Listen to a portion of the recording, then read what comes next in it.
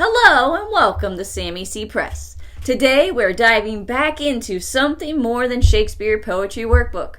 We're going to be discussing Carl Sandburg. Here are some quick facts.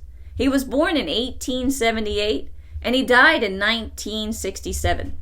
He was the second of 7 children. He was born in Galesburg, Illinois. He even lived some time as a hobo on purpose. His parents immigrated from North Sweden. Carl's father couldn't sign his name on his checks from the CB&Q payroll sheet. Instead, he made his mark.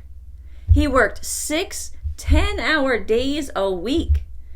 His mother was able to read scriptures in her native language, but she could not write. She was a housekeeper. Carl brought out that Abraham Lincoln's own mother could not read or write. Carl was not afraid of work. He left school at the age of 13. Here are just a few of the many jobs he performed. He harvested hay, cleaned bricks, sold refreshments at a lake resort, delivered papers, shined shoes, carried water at racetracks, and so on and so on. As a hobo, he washed dishes, chopped wood, harvested, thrashed hay, and wheat. Sandburg wrote of what many would call unconventional subjects. He had a unique form of free verse. His poems included sayings, scraps of anecdotes and conversations, descriptions of steel mills and farms. He learned to play the banjo as a teenager. One of his poems, Fog, was an effort to copy a haiku. Carl wrote this short but famous poem while he was in a waiting room of a police court judge, whom Sandburg was sent to interview.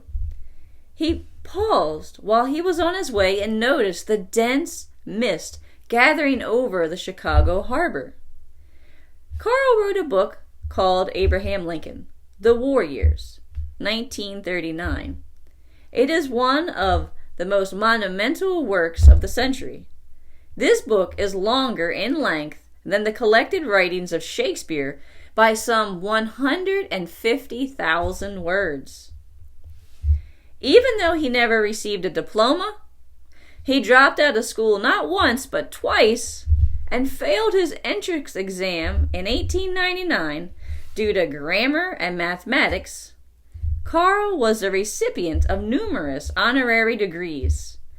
He had 6 high schools and 5 elementary schools named after him. He held news conferences with presidents at the White House. What an inspiration for those who refuse to be broken by culture that is based on intelligence and grades. Here is Carl's poem, Fog. The fog comes on little cat feet. It sits looking over harbor and city, on silent haunches, and then moves on. Carl Sandburg was an amazing writer and poet. There are many, many poems to find and discover. We have 2 others in the workbook that we have not discussed, but you can simply Google and find ones that you like. We hope that you enjoyed our discussion about Carl today. Until next time.